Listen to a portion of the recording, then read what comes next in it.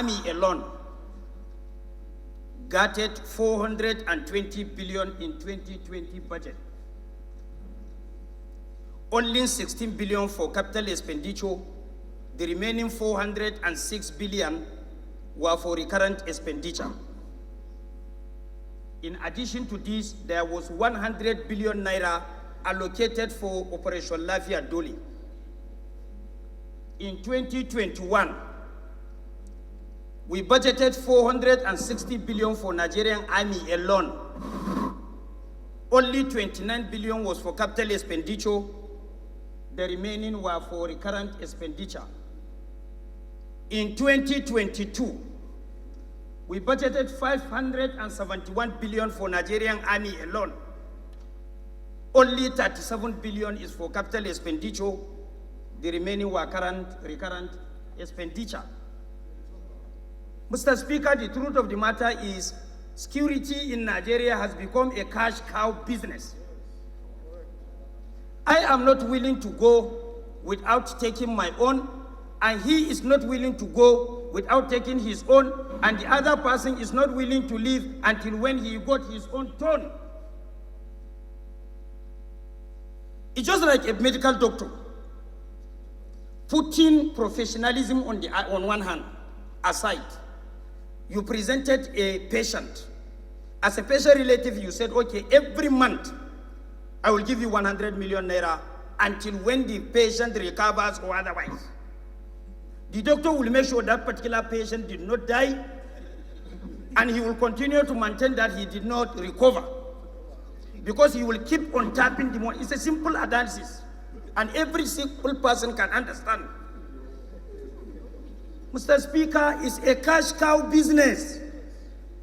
They don't want it to finish because they realize that everybody's attention was diverted towards North-East.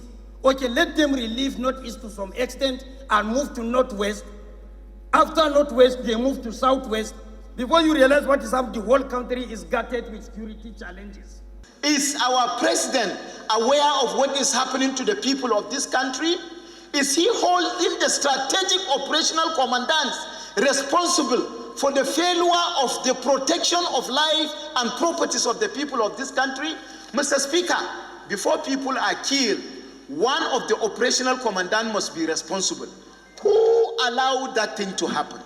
Who are the various security agencies that are supposed to protect the life of the people?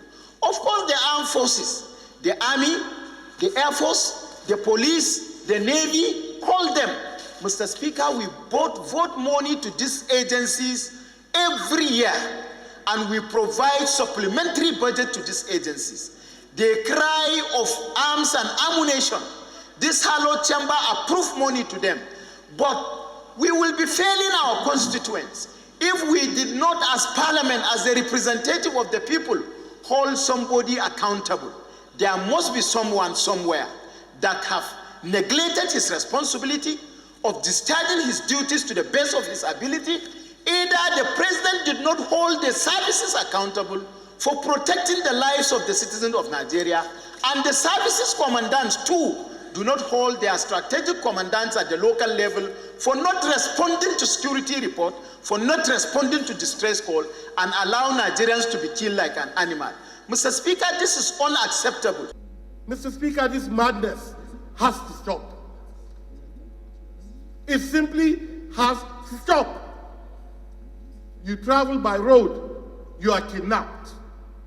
You go by train, you are kidnapped. Last week, the airports were attacked by bandits. You sit at home, you are kidnapped. You send your children to school, they are kidnapped. Mr. Speaker, a few weeks ago, somebody was kidnapped in a hospital. So where are you going to stay? Where will you be? You can be kidnapped right in this chamber. Mr. Speaker, what do we tell our people? The people that elected us. Do we just fold our arms?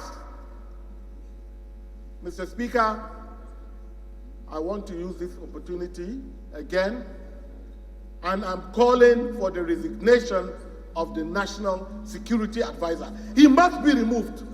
He must be removed. There's no way things will be happening like this without the concept of the securities, no information.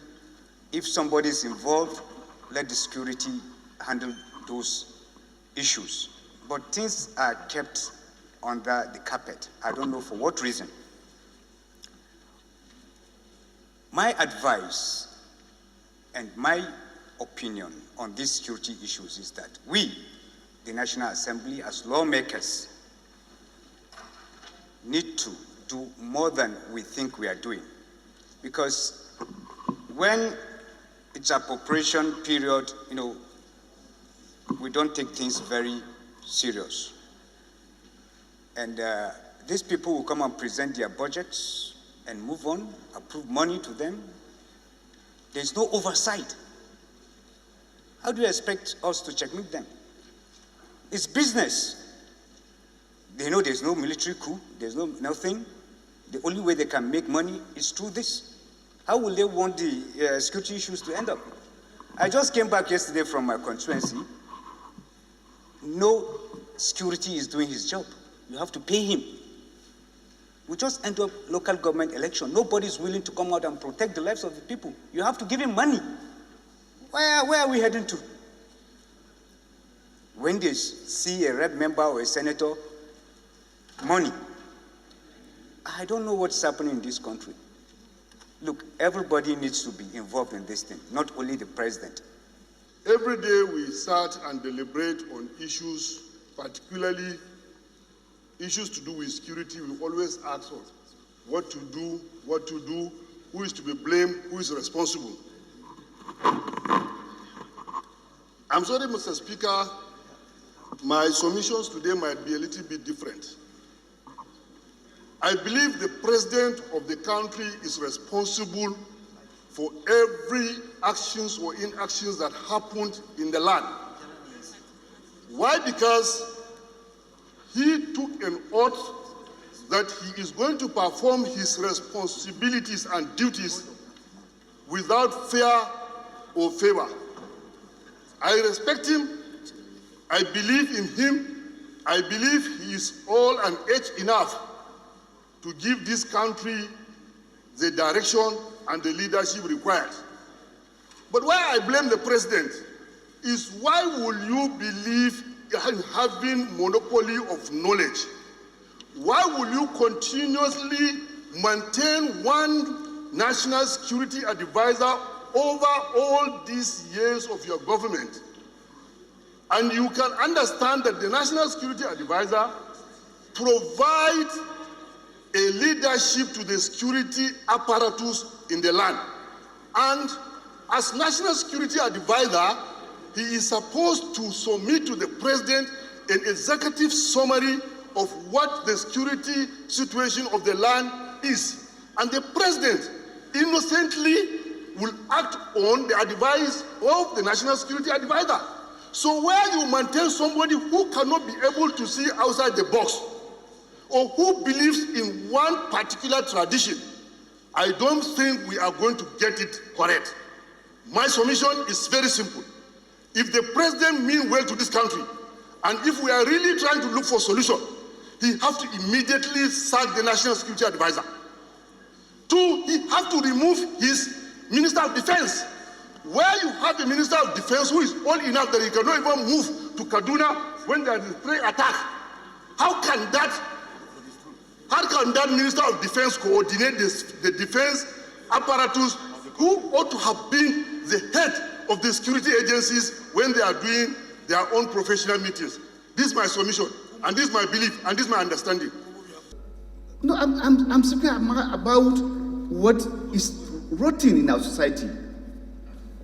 Is there prosecution? I will make a point of contact for you. Jos, you remember the case of General Kali? Yes. Who was killed? People were arrested. And after the arrest, what happened? They were taken to court. Some people in dramatic manner, in handrest, want to defend those people. I'm telling you, from the intelligence side of it, the last attack that people were killed after on their way from Bauchi, among those people that did that were accused of that act were also arrested of the same offense.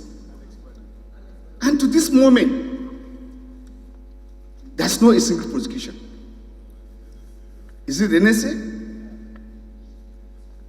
A lot of things is wrong in the country, and I join every Nigerian in terms of the outcry of what is happening. And this is the moment for us to stop through this oversight and assignment that has been given to us.